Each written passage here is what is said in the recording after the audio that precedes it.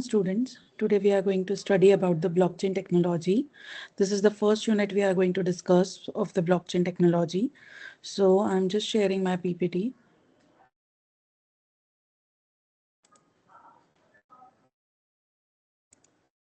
Yes, maybe is it visible to you? So this is the first unit of the blockchain technology, that is a mathematical foundation for the blockchain. And we have prepared the presentations.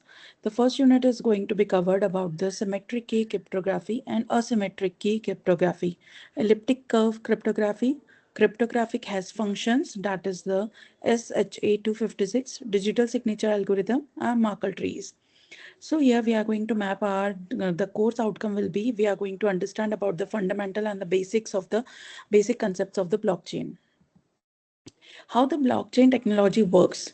Basically, while we are performing the transactions in the bank, we are just doing the physical transaction. We are giving the hard cash or the money in the bank, and then it is going to be deposited in the account.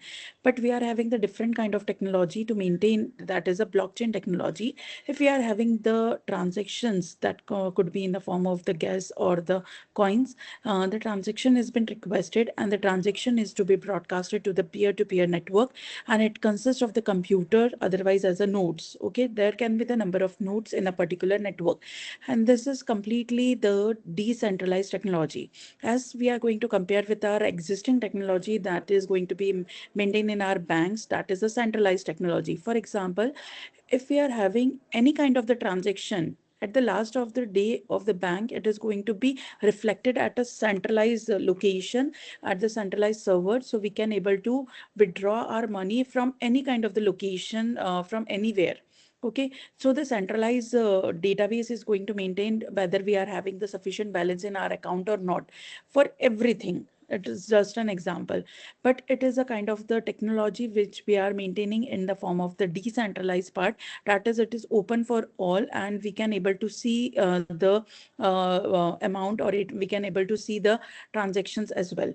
It is not only used for a particular the transaction in the bank, it is going to be used for any kind of the purposes where we want to maintain the stock or supply chain management. Then here we are going to maintain the nodes network with the number of the nodes, uses known algorithm to validate the transactions and user status. Okay, and these transactions can be verified, involve cryptocurrency contracts on the records or the other informations.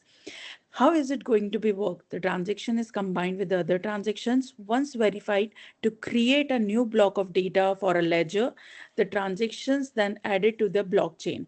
And it is going to be added in a chain like structure. Once the block is added, it is going to add the another block, then another block. And then the transaction is finished.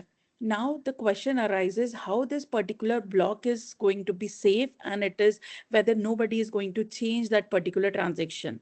If we are going to consider a small example to understand, if we are going to transfer an amount from one location to another in a physical mode, then the intermediate node or a malicious node can modify that particular transaction.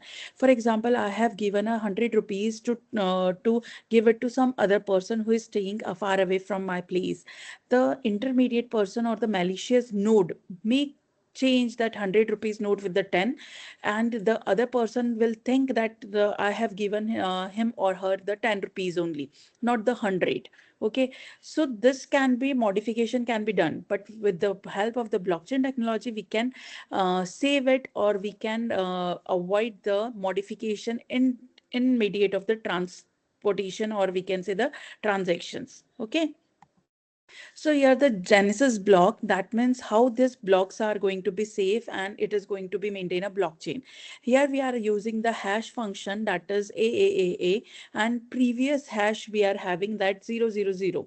And the another block we are following, that is the previous hash is 4 times of A, and the next block hash function is the 4 times of B. This kind of chain is going to be maintained. If we want to change a particular hash function of a block, it is going to be reflected to the earlier number of blocks, and it is quite impossible if we are going to think. So it is very less, or we are having a very less chances of having a corruption, or we can say the changes in the transactions. We can say that I like this. So what is a blockchain? A blockchain is a database that is distributed among the nodes of a computer network. It stores the database in a digital format. The innovation of the blockchain is that it guarantees the security of the records of data and generation, trust without the involvement of the third party. Blockchain is a shared database that stores information and encrypts data in the block, and it is linked with the method of cryptography. As a new block enters the network, it is a chain to the previous block and makes the data chain together. The elements of the information security that we are going to use in the blockchain technology, that is the confidentiality, integrity, availability, authenticity, and the non-repudiation. Confidentiality, that means it is going to be refer as a confidential with the unauthorized parties. That means we are going to confidentially we are keeping the information. Integrity, that is going to be protect our data from the unauthorized user to change it, and it is going to be a reliable or the correct most. Availability, that means guarantees that the system and the applications and the data which we are which the users are going to be used, that is going to be available when they are wants to be available. Authenticity involves the proof of identity. We can verify the authenticity through the authentications. For example, if we have done the transaction, then we are receiving that a person who has done the transaction, it is going to be verified with the third party. Okay, non-repudiation is the assurance that someone cannot deny the validity of the something.